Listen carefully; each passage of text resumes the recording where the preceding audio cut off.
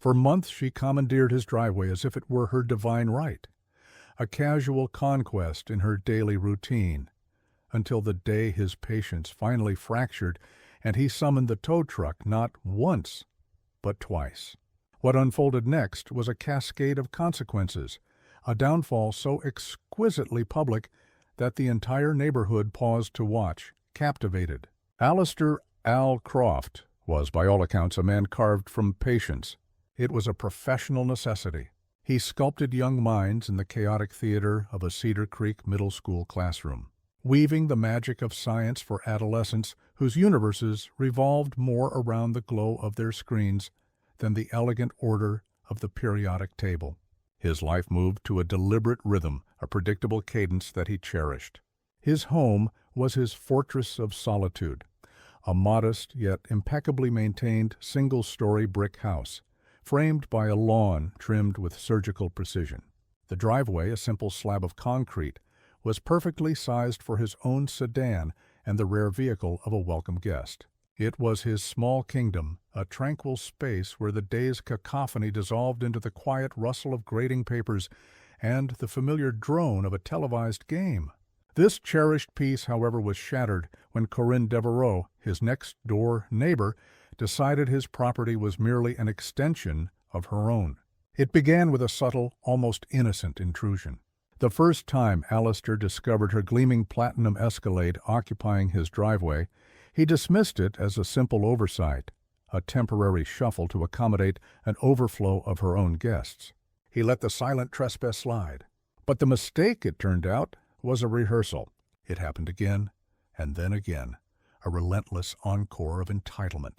In the beginning, Corinne always had a performance-ready excuse, a breathlessly delivered line about just running inside for a second or dropping something off for a friend. She would punctuate these dismissals with a tight, insincere smile and a flick of a perfectly manicured hand, as if her minor inconvenience was a gift he should graciously accept. Alistair, a man who abhorred conflict, swallowed his annoyance. But that reservoir of patience began to run dry on the evening he returned home, the day's exhaustion clinging to him like a shroud, his body aching for the soft embrace of his couch, only to be confronted by the Escalade, parked with brazen indifference, dead center in his driveway. Again. This time the stage was empty. No performer was in sight. Alistair drew a long, slow breath, a measured release of carefully controlled frustration, and walked the few steps to Corinne's front door. He knocked. She answered with an expression of such practiced innocence it was almost an insult, a clear signal that she knew precisely why he was standing on her porch. "Alistair, is something wrong?" she inquired, her voice a master class in feigned surprise, dripping with a condescension that was as palpable as the humid evening air. Alistair simply nodded toward his own home. "Your car," he stated, his voice even. "It's in my spot again." Corinne blinked, a slow, deliberate flutter of her eyelashes, as if the very concept was a novel and fascinating puzzle. "Oh, I was just... well, you understand. I had a significant delivery, and the driver simply needed the space to maneuver." She smiled, a dazzlingly empty gesture, clearly believing this explanation was the final word, the end of the discussion. "You don't mind, do you?" He did. "Actually, I do," Alistair replied, his voice a calm island in the churning sea of his irritation. "I need you to stop parking in my driveway." The dramatic theatrical sigh she released was a performance in itself. "Well, I live right next door, Alistair. It's not as if I'm some stranger parking on your property, is it?" He held her gaze. "You're parking on my property?" Corinne scoffed, a sharp, ugly sound, as she rolled her eyes in a gesture of profound exasperation. "Are you truly this bothered by a car just sitting there for a few minutes?" The lie was so blatant, so effortless. "It's not just a few minutes, and it keeps happening," Alistair said, his arms crossing over his chest, a subconscious barrier against her invasive presence. "And I need it to stop," she erupted in a short, sharp laugh. All right. There's no need to get so worked up about it. I'll move it." She did, eventually. But the truce was fleeting, a temporary ceasefire. in a war she had no intention of ending. The pattern, once established, became a relentless rhythm of disrespect over the subsequent weeks.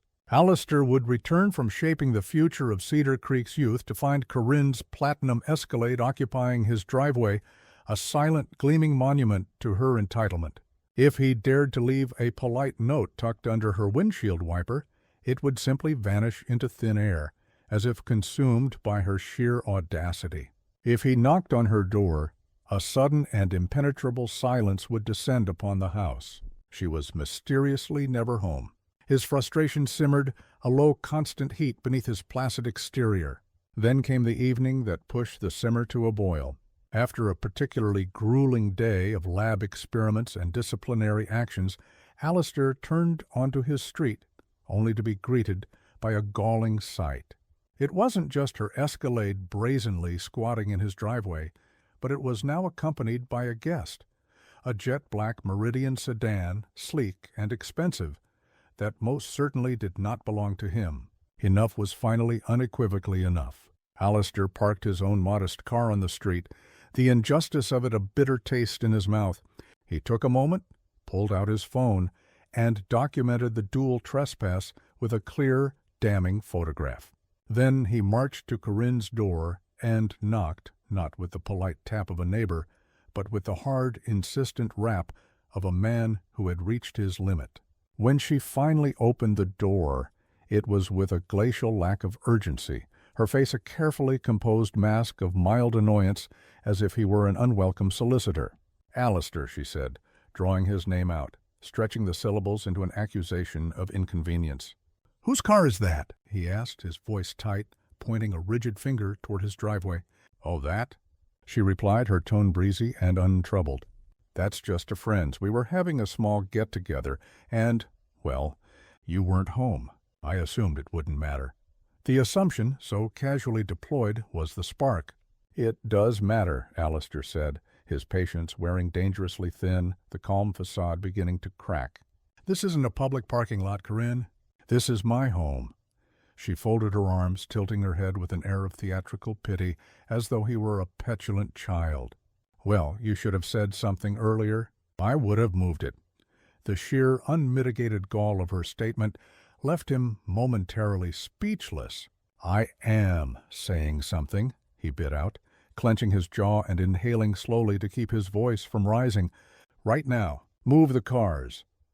Corinne's eyes performed another dramatic role, but she finally relented, stepping back inside with the weary air of a martyr to call her friend. Alistair waited.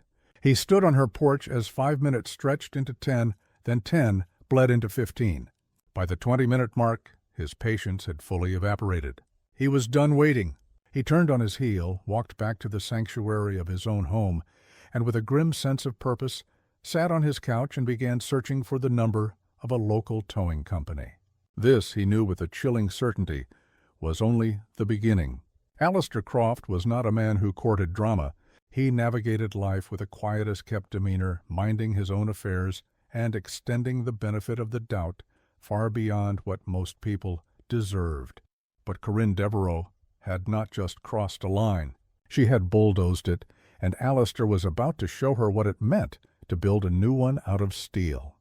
The next morning, as the first light of dawn painted the sky, Alistair left for work earlier than usual, but not before making a call to the Homeowners Association. He held no grand illusions. HOAs were notoriously political beasts, often siding with the loudest, most influential voices, and Corinne, with her position on the board, was practically Cedar Creek royalty. Still, it was a necessary step, a box to be checked in the due process of reclaiming his peace. The response he received was as predictable as it was disheartening. "Sir," began the bored, monotonous voice on the other end of the line, "unless there is verifiable physical damage to your property, we don't typically involve ourselves in neighborly disputes." There was a pause, filled with the audible click of a keyboard. "Have you attempted to speak with her directly?" Alistair let out a slow, weary sigh. "That's all I've been doing for weeks." A rustle of papers. "Well, we can send a courtesy email on your behalf, but that's the extent of our authority in this matter." A courtesy email. The suggestion was so laughably inadequate, it was almost insulting, as if a digital slap on the wrist would deter a woman like Corinne. Yet Alistair refused to waste his dwindling energy on a futile argument. He thanked the woman with a politeness he didn't feel and ended the call. If the HOA was a paper tiger, he would have to become a real one. That morning he left one final, unambiguous warning on Corinne's windshield, written in big, bold letters on a piece of stark white paper: "Do not park here again." When he returned home that evening, the note was gone. Her platinum Escalade was not. Not only was it squatting in his driveway yet again, but it was parked at a defiant, jaunty angle, a deliberate gesture of contempt. She wasn't even pretending anymore. Alistair pulled his own car to the curb, the engine idling, as he stared at the scene in stunned disbelief. A cold, hard fury began to solidify in his chest. He walked up to her door, his steps heavy with resolve, and knocked hard. It took a full minute for her to answer, and when she did, she was holding a glass of red wine, the very picture of relaxed evening leisure. "Alistair," she purred, drawing his name out again, a long, irritating note meant to convey what a tedious interruption he was. "I need you to move your car. Now." She took a slow, deliberate sip of her wine, her eyes holding his over the rim of the glass. "Oh, yes, about that," she said with a dismissive wave. "I meant to text you, but I figured you wouldn't mind, especially since you so often park on the street anyway." Alistair's hands clenched into tight fists at his sides. He fought to keep his voice level, to not give her the satisfaction of an outburst. "I do mind. This is my property, Corinne." The laugh that escaped her was sharp and brittle, shaking her head as if he were the most unreasonable man on earth.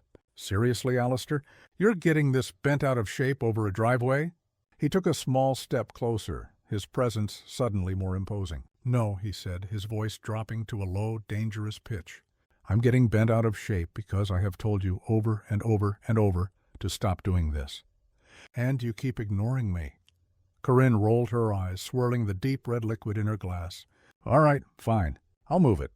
Alistair exhaled, a part of him willing to let it go, to just have this one evening of peace.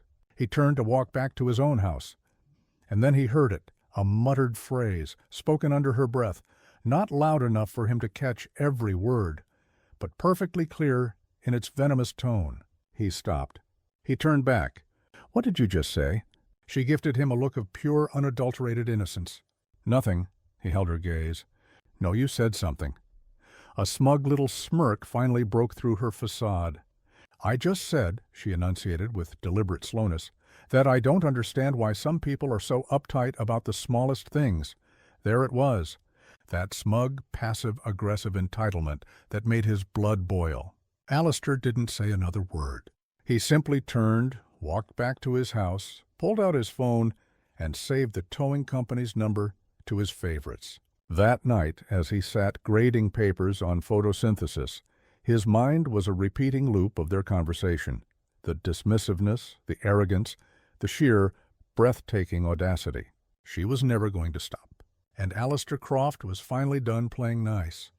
The very next time Corinne Devereaux parked her platinum Escalade in his driveway, Alistair didn't knock. He didn't leave a note. He didn't issue a single warning. He simply called the tow truck.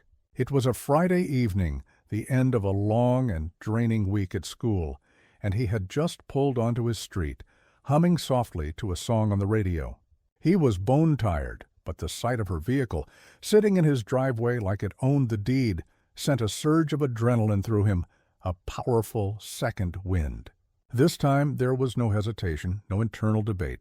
He calmly parked his own car a few houses down the street, dialed the number now saved in his phone, and delivered one clear, simple instruction: "I need this car gone." The efficiency of the response was almost poetic.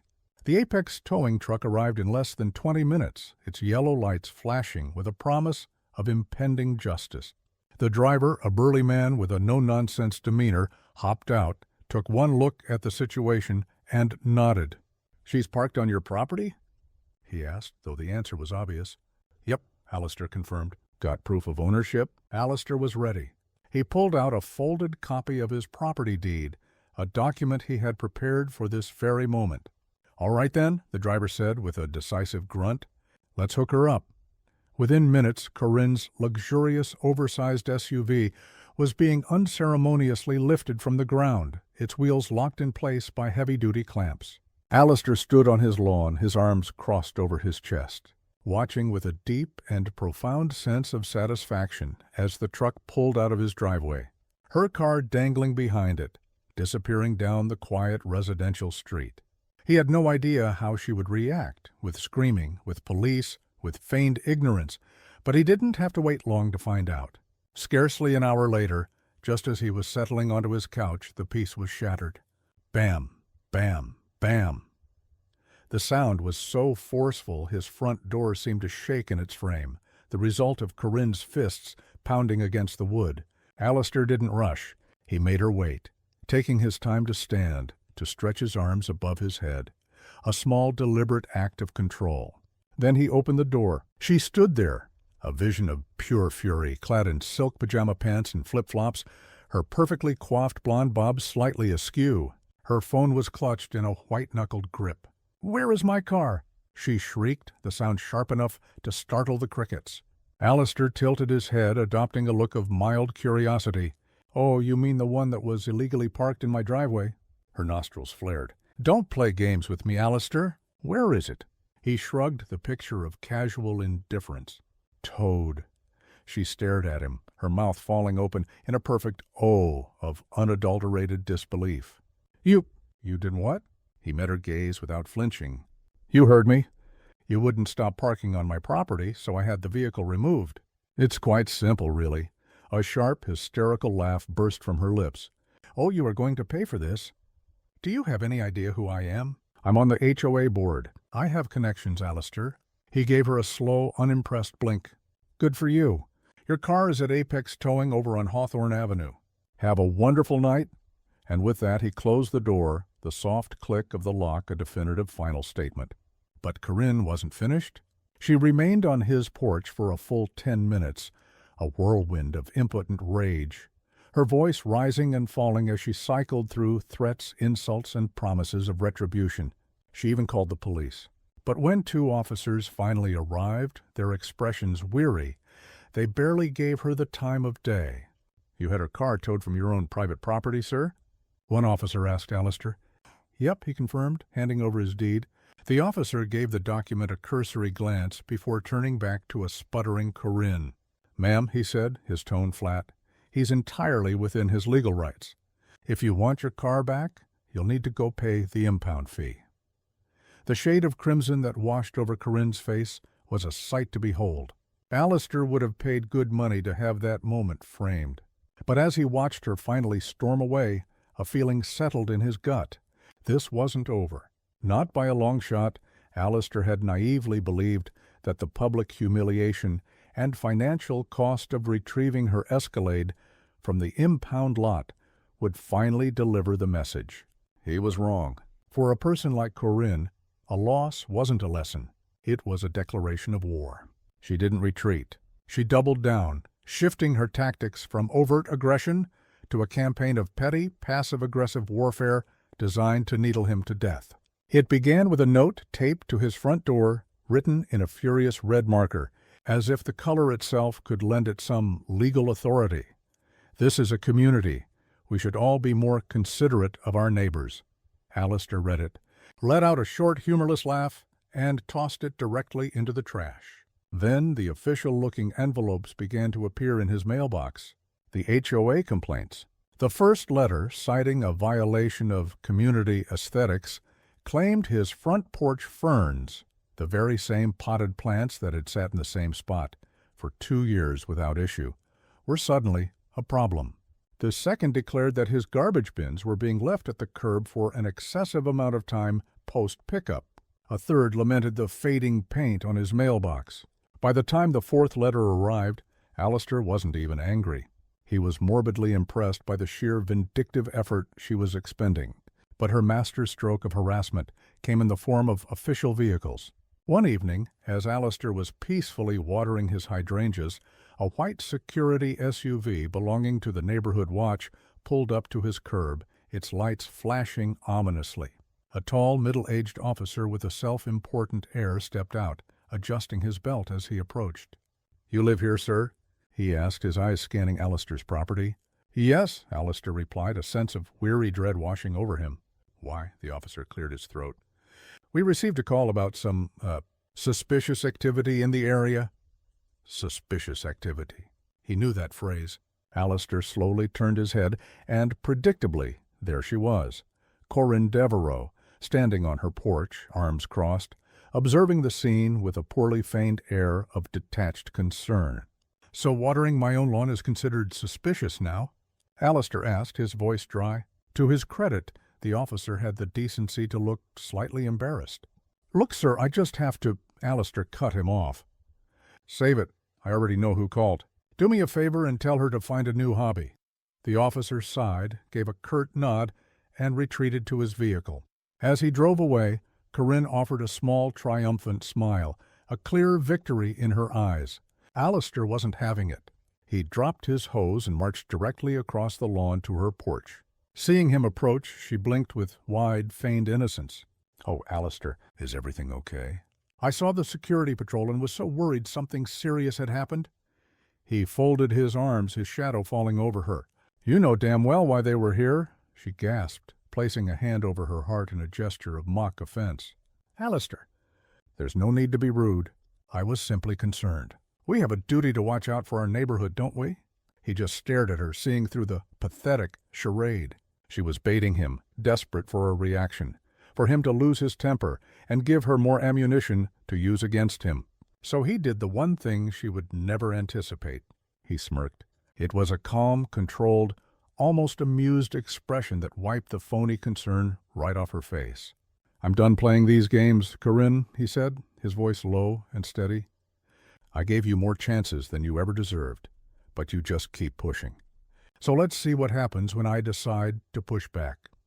For the first time since this whole ordeal began, a flicker of genuine uncertainty crossed her face. She should have been afraid. Because the next time she parked in his driveway, Alistair wasn't just going to have her car towed. He was going to make sure it hurt. Alistair didn't have to wait long for her to take the bait. Exactly 1 week later, on a brilliant Saturday afternoon, he turned onto his street, whistling to himself, the pleasant fatigue from a good workout at the gym settling into his muscles. The cheerful mood evaporated the instant he saw it, Corinne's platinum Escalade, parked dead center in his driveway. But this time, it was worse. She had parked it so far up that it was completely blocking his garage door. It was an act of breathtaking arrogance, a deliberate and disrespectful escalation. To make matters worse, his entire family, parents, siblings, nieces, and nephews, was due to arrive any minute for their annual summer cookout. Alistair sat in his car for a long moment, simply staring, a feeling of cold calm descending over him. Then he put the car in park, stepped out onto the asphalt, and made a single phone call. "Hey," he said, his voice even and unhurried. "This is Alistair Croft. I need a car towed from the same location as last time." The dispatcher on the other end chuckled knowingly. "Let me guess. Same car, too?" Alistair smiled grimly. "You got it. We'll have someone there in 15. This time, he thought, Corinne was finally going to learn. He retrieved 2 folding lawn chairs from his trunk, set them up on his front porch with a deliberate clatter, and sat down, arms crossed, to wait for the show. Minutes later, the familiar yellow lights of the Apex tow truck rounded the corner. These guys were professionals. The driver hopped out, pulling on a pair of thick gloves. "We doing this again?" he asked with a smirk. "Oh, looks like it," Alistair replied, gesturing toward the offending vehicle. The driver just shook his head. Some people never learn. With practiced efficiency and zero hesitation, he began hooking up Corinne's Escalade, the screech and clank of the machinery cutting through the quiet afternoon air. That's when she came storming out of her house. "Stop!" Corinne shrieked, her voice a piercing cry of outrage, as if she'd just caught someone in the act of robbing her. "What do you think you're doing?" Alistair simply leaned back in his chair and took a long, slow sip from his water bottle, the picture of a man with all the time in the world. The tow truck driver didn't even grant her a glance as he continued to secure the wheels. Corinne marched right up to the edge of Alistair's lawn, her eyes blazing with fury. "You called the tow truck again?" she screeched. He arched a single eyebrow. "You parked in my driveway again." Her hands balled into tight fists at her sides. "I have guests over." There was no parking left on the street. Alistair tilted his head, his expression one of mild curiosity. "Not my problem." A frustrated growl escaped her throat. "You are being so incredibly petty, Alistair. I told you I would have moved it."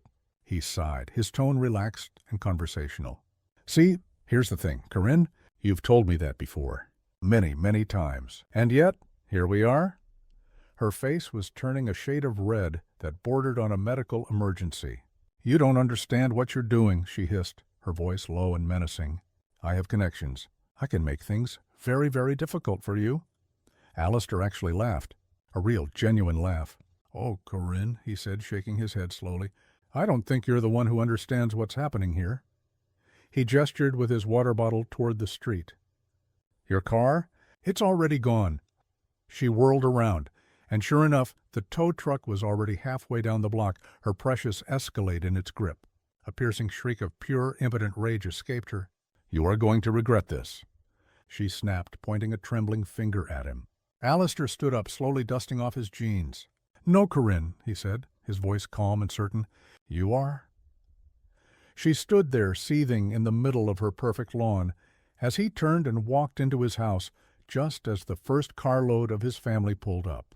And as they greeted him at the door with laughter and hugs, catching up on life, Corinne stood on her porch, utterly and completely alone. The second towing should have been the final, definitive end to the saga. But for a woman like Corinne, who had built her identity on a foundation of control and intimidation, admitting defeat was simply not an option. If she couldn't win the private war, she would escalate it into a public spectacle. She wanted revenge, and this time she wanted the entire neighborhood to be her audience. By Monday morning, Alistair had been cast as the villain of Cedar Creek. At least that was the narrative Corinne was desperately trying to sell. The HOA board, or rather her faction of friends within it, sent out a sanctimonious community-wide email detailing recent neighborly disputes that had escalated unnecessarily. The language was a masterclass in passive aggression, carefully vague, yet pointedly crafted to paint Alistair as the aggressor, the unreasonable troublemaker disrupting their peaceful suburban idyll. Then the flyers began to appear. Not just emails, but actual physical flyers, printed, laminated, and taped with aggressive precision to every single mailbox on the street. "Is this the kind of community we want?" the bold headline screamed. "Do we tell our neighbors instead of talking to them?" The hypocrisy was so staggering it was almost comical. Alistair ripped the one from his own mailbox, shook his head, and chuckled. She was truly expending all this energy, all this melodrama, over a parking spot. But the most beautiful part of her grand public smear campaign was that absolutely nobody was buying it. Corinne had pushed her luck with the residents of Cedar Creek one too many times. The morning after her flyer stunt, Alistair's phone buzzed incessantly with messages of support. Neighbors he barely knew, parents of his students, even a few HOA members who weren't part of Corinne's inner circle, all reached out. "Hey man, saw the flyer. What the hell is wrong with her?" One text read, "We all know she's a nightmare." "She tried to fine me $200 last year for a wind chime," said another. A third message made him laugh out loud. "If she parks in your driveway again, I'll split the tow fee with you." The best part was that Alistair didn't have to say a word in his own defense. The community was doing it for him. People had witnessed her petty tyrannies for years, the unwarranted complaints, the arbitrary fines, the blatant power trips. Now that she was embarrassing herself so publicly, the tide of neighborhood opinion, long held back by a desire to avoid her wrath, was turning against her with decisive force. Then came the monthly HOA meeting. Normally, Alistair avoided these gatherings like the plague, but this time he made sure he had a front row seat. He walked in, arms crossed, and took a seat directly across from Corinne. She pointedly refused to make eye contact. The meeting began with the usual mundane procession of budget talks, landscaping updates, and a tedious reminder about trash bin placement. Then one of the board members, a man named Mr. Henderson, cleared his throat. "Finally," he said, looking down at his papers, "we need to address a formal complaint that's been filed regarding misuse of private property and harassment." Alistair leaned back, waiting.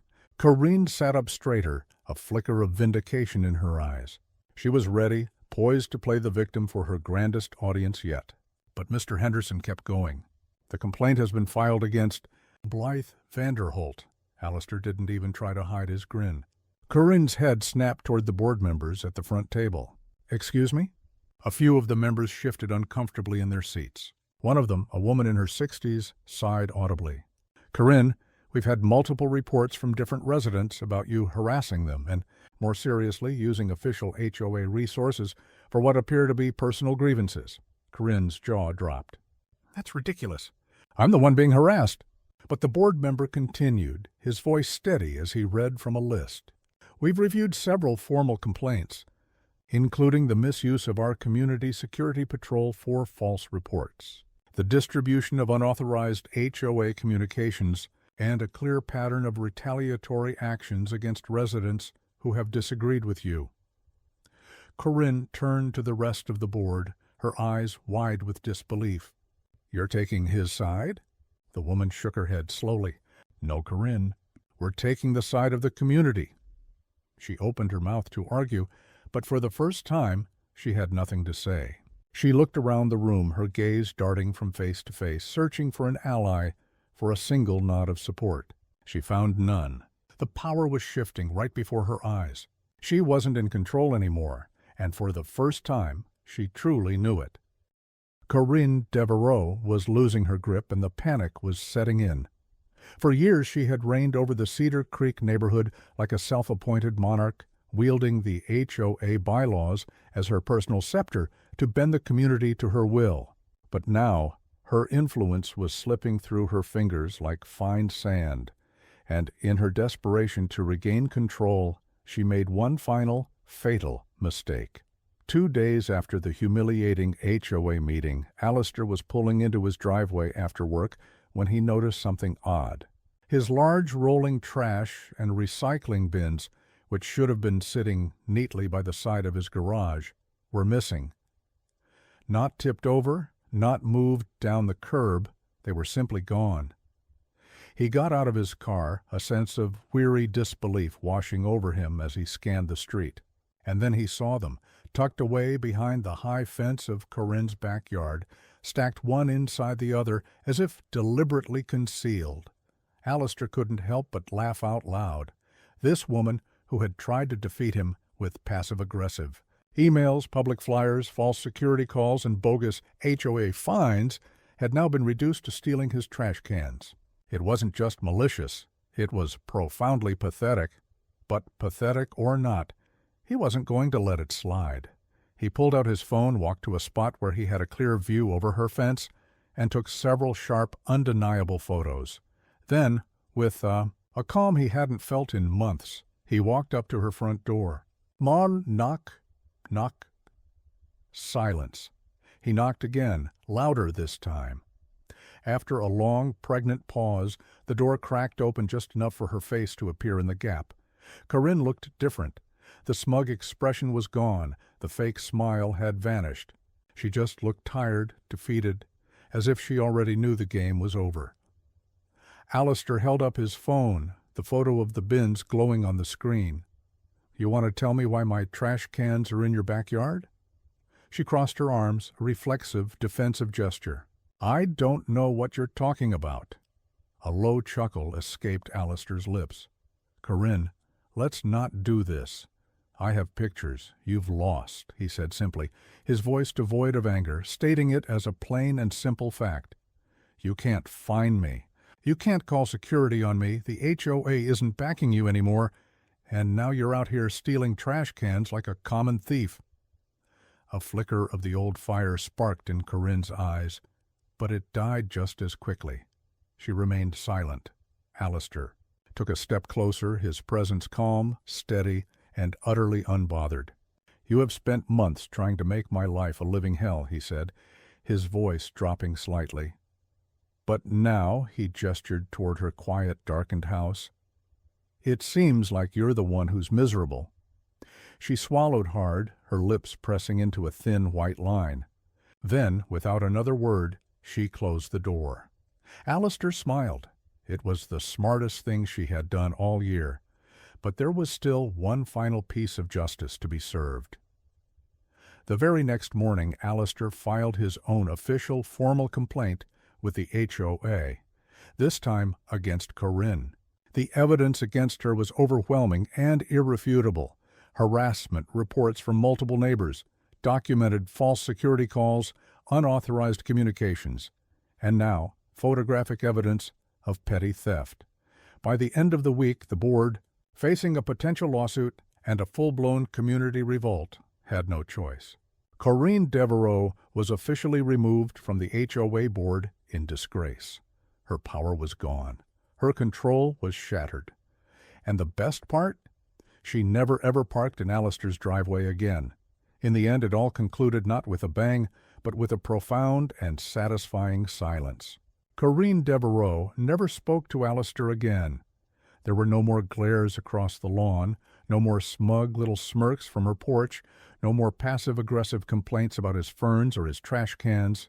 She simply avoided him, treating him as if he were invisible, which was the greatest victory he could have possibly imagined.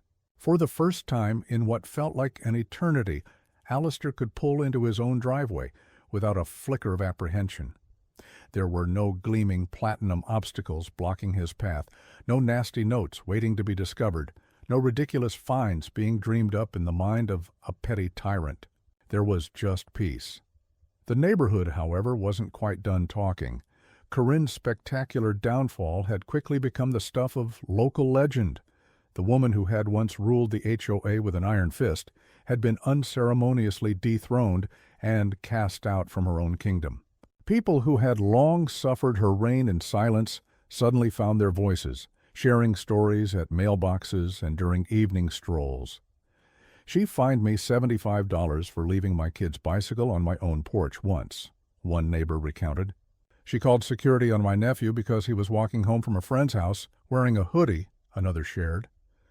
"I've lived here for 10 years, an older gentleman confessed, "and I have never once seen her actually do something to help someone." Alistair came to a quiet realization. She had been a problem long before she ever targeted him.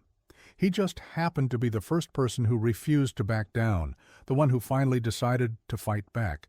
And once he did, he had unknowingly given the rest of the community the courage to follow. But karma, it seemed, had one final act in its play.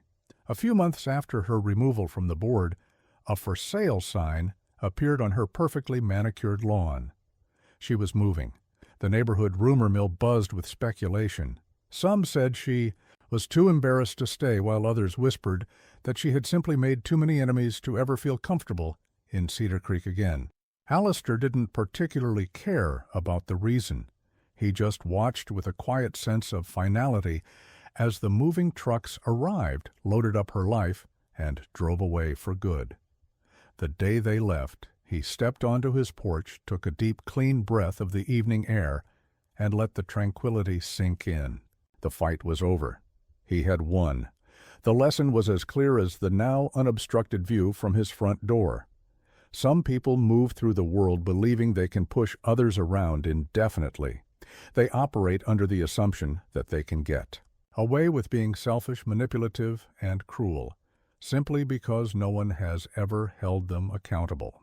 But eventually, inevitably, they push the wrong person. And when that one person finally stands up and says, "Enough," the whole world gets a front row seat to watch them fall.